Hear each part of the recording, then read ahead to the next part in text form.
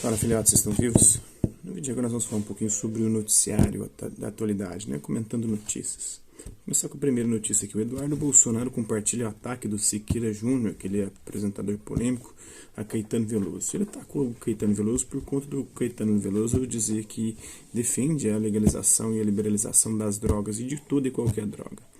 E aí ele vai falar, né, de como o Caetano Veloso é completamente fora da realidade, porque existem inúmeras mães que sofrem por conta dos filhos estarem mergulhados no universo das drogas, no mundo das drogas e dos vícios, né?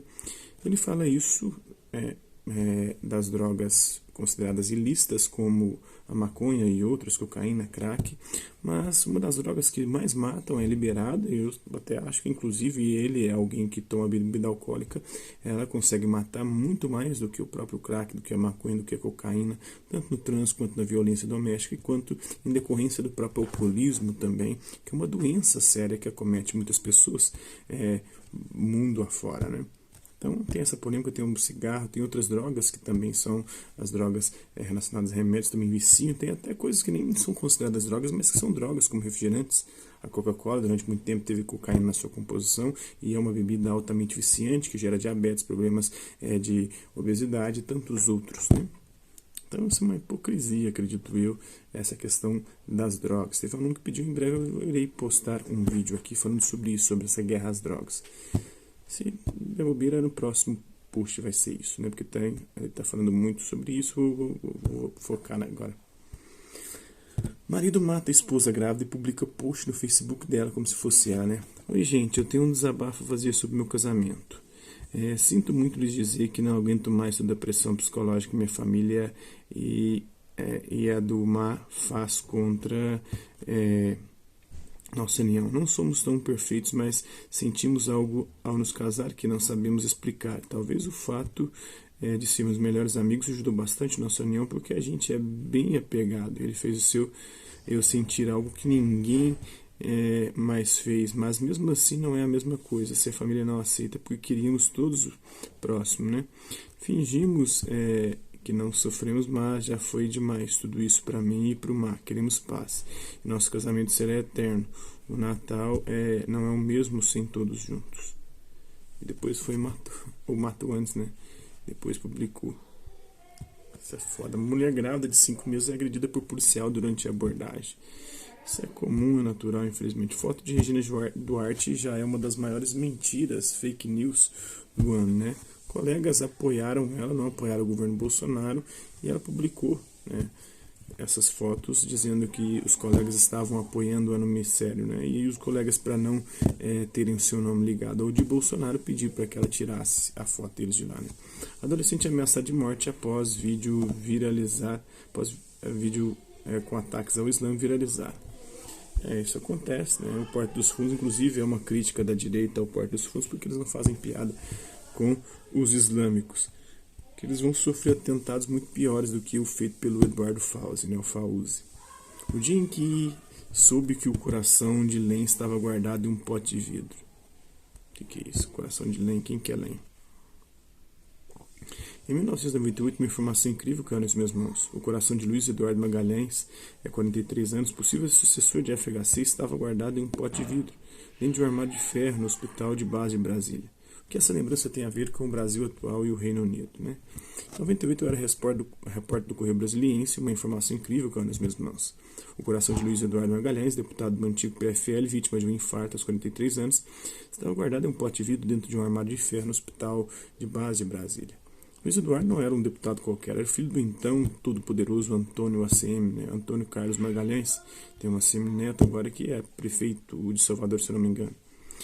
O coronel baiano que mandava e desmandava no governo Fernando Henrique Cardoso e tinha no jovem deputado o herdeiro ideal para duas missões de vida: manter a hegemonia carlista na Bahia e ser o sucessor de FHC na presidência da República nas eleições de 2002. Ao final da minha apuração, depois de ouvir médicos e enfermeiros, eu havia descoberto que a CM mandara arrancar o coração do próprio filho para evitar, na autópsia, que se constatasse a presença de cocaína no músculo cardíaco. Ele morreu pelo uso de cocaína, hein? O que de fato nunca pôde ser checado graças à providência do pai, então presidente do Senado Federal. Quando se deparou com a manchete do Correio com a minha história, a CM, com o auxílio de um delicado lacaio, o jornalista Fernando César Mesquita, convocou uma entrevista coletiva para anunciar às lágrimas uma mentira colossal. O coração de Lenin, como o deputado era conhecido, havia sido tirado do corpo para ser enterrado sob uma estátua a ser colocada em homenagem ao parlamentar morto em Salvador. Assim, às custas do contribuinte, a capital baiana teve que abrigar por muitos anos na Avenida Paralela um mausoléu ridículo com uma estátua de bronze de Luiz Eduardo aos pés da qual se lia em letras douradas: aqui jaz o coração de Luiz Eduardo Magalhães. Tudo para levar uma mentira louca até as últimas consequências. Na coletiva organizada por ACM foi feita apenas uma exigência. Eu, autor da reportagem, não poderia participar. O que fizeram os coleguinhas à época? Não só comparecer na coletiva, como no dia seguinte reverberaram alegremente a versão de ACM sem uma única nota crítica a respeito. Aceitaram a mentira e o ridículo sem remorso algum. Ao saber do boicote dos repórteres ingleses ao assessor de Boris Johnson, primeiro-ministro da Inglaterra, que vetou a participação de alguns jornalistas na coletiva sobre o Brexit, me veio à memória essa história. Também me fez refletir sobre a posição humilhante desse grupo de repórteres que diariamente se submete ao escárnio de Jair Bolsonaro, como o porta do Palácio da Alvorada, sob histeria da claque de idiotas mantidos de plantão, para abanar o rabo para o presidente, bem ao lado do cercadinho montado para a imprensa. Nos dois casos, mesmo com a diferença de mais de 2 décadas, uma constatação triste. O ofício continua dominado por tarefeiros e serviçais, o que é um horror. Interessante, né? Vamos lá, ver o que mais temos aqui. O PSL de hoje é o PRN de ontem. O que o caso Collor ensina a Jair Bolsonaro? Ou deve ensinar, né? O PRN era o partido do Collor, o partido que o abandonou, né, com o qual ele brigou. Indígena de 17 anos passa em primeiro lugar em medicina na UNB, né? Olha só. Não sei se por cotas ou por ampla concorrência, mas passou em primeiro lugar, o que é fundamental, né? Mãe de 90 anos, raspa cabelo de filho de 61, aprovado em universidade pública. Olha só. O ataque grosseiro de Pedro Bial, Petra Costa, não foi por acaso. Por que não foi por acaso? Eu acho até que nem foi um ataque assim, né? Um atacar de maneira grosseira Petra Costa, isso aqui é uma trava-língua esse nome dessa mulher, Petra Costa. Autor do documentário brasileiro que concorre a um Oscar, o Pedro Bial está sendo o garoto propaganda das ideias da Rede Globo, que até as pedras sabem, de democráticas nada tem. Tudo conspiracionismo, né? Não vou nem ir adiante. Novas imagens de que filha matou a família inteira no ABC. Que era lá o casal de lésbicas lá, né? E aí, oportunisticamente, muita gente vai falar, porque elas eram lésbicas, olha só como é que a perversidade acaba deturpando a mente das pessoas, assim como falaram que a ideologia de gênero matou aquele garoto, que eu esqueci o nome. São loucuras, né? Doido tem tudo quanto é lugar, tem doido também na direita, doido conservador, radical, católico, sei lá, tem qualquer coisa. Socioeducandos são aprovados no Enseja 2019 e no Enem, a decisão judicial que desmonta a mentira do racismo reverso. Racismo reverso que é muito famoso, né, esse termo. Nunca se fez necessária a adoção de políticas e ações afirmativas para as pessoas brancas por não existir quadro. Se você acredita em racismo reverso, essa decisão judicial praticamente desenhou porque o conceito é uma mentira e não faz sentido. O juiz João Moreira Pessoa de Azambuja, da 11ª Vara de Goiânia, absolveu um jovem negro autodeclarado indígena da etnia Guarani Kaiowá, denunciado pelo Ministério Público Federal por racismo contra pessoas brancas, por causa de publicações do Facebook em julho de 2018.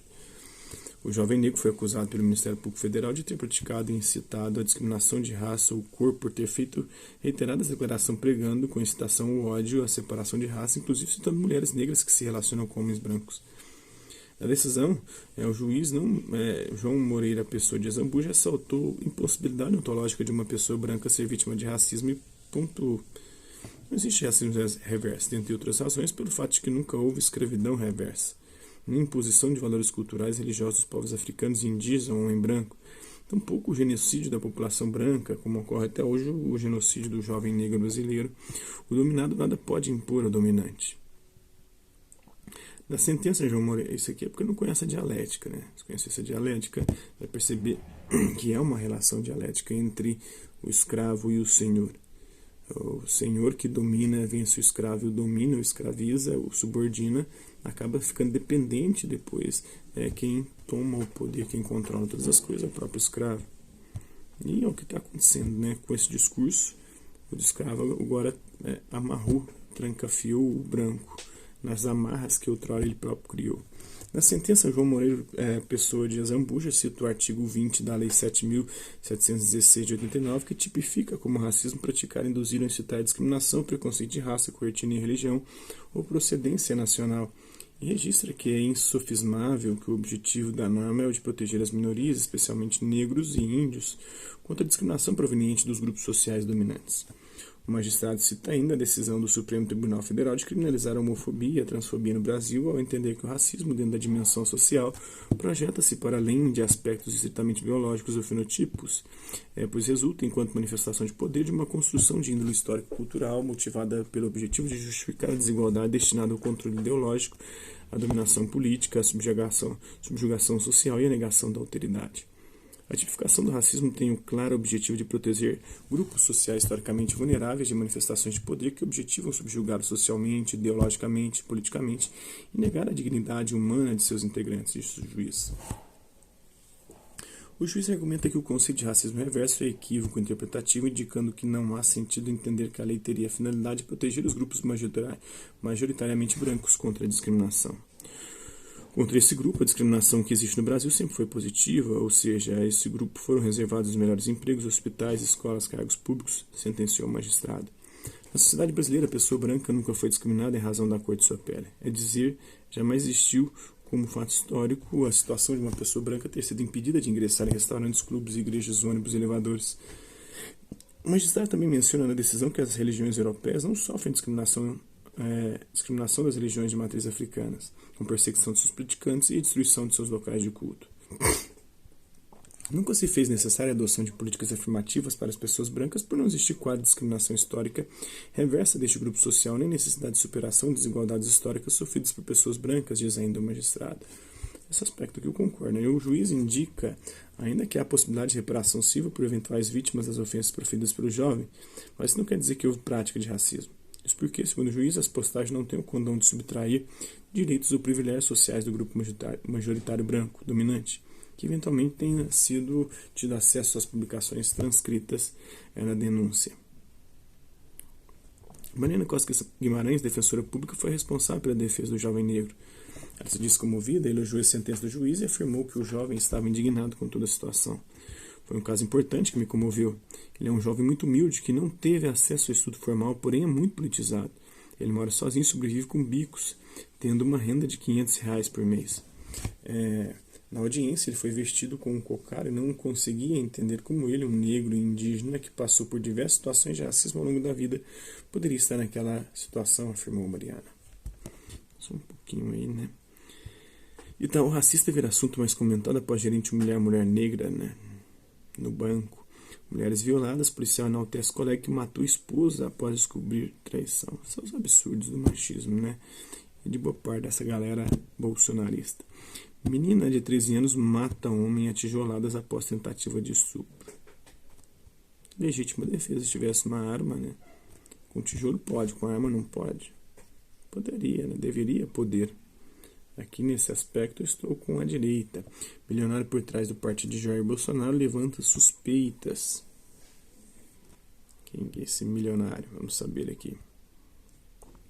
O que faz um milionário que vivia na Inglaterra nos últimos anos decidir retornar e exercer a vida pública? Um surto de patriotismo? Felipe Belmonte já é o número 3 na hierarquia do Aliança pelo Brasil. Há cerca de 2 anos atrás, Luiz Felipe Belmonte vivia sua vida de milionário com a esposa e filhos na Inglaterra. De lá, gerenciava seus negócios no Brasil, entre eles um time de futebol, o Real Brasília. Ao perceber as nuvens do bolsonarismo formando-se sobre o céu do Brasil e sentindo aquele aroma de oportunidades no ar, em 2018, Felipe Belmonte pegou as malas e a esposa e voltou. O projeto? Entrarem ambos na política. Já de cara conseguiram eleger Paula, a esposa Belmonte, como deputada federal. Ela filiou-se ao PSDB e bancou a campanha de Isalci Lucas, o gênio do Escola Sem Partido. Felipe Belmonte então aproximou-se ainda mais dos Bolsonaro e desde o ano passado é um dos principais nomes por trás da criação do Aliança pelo Brasil, o partido do Bolsonaro, né?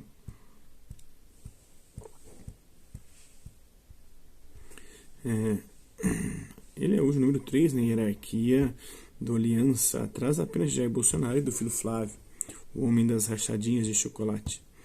Como advogado, Belmonte ocupou hoje um papel que já foi de Gustavo Bebiano, que sirva de aviso. Mas voltaremos ao que interessa. O que faz um milionário que vive na Inglaterra nos últimos anos decidir retornar e exercer a vida pública, um surto de patriotismo?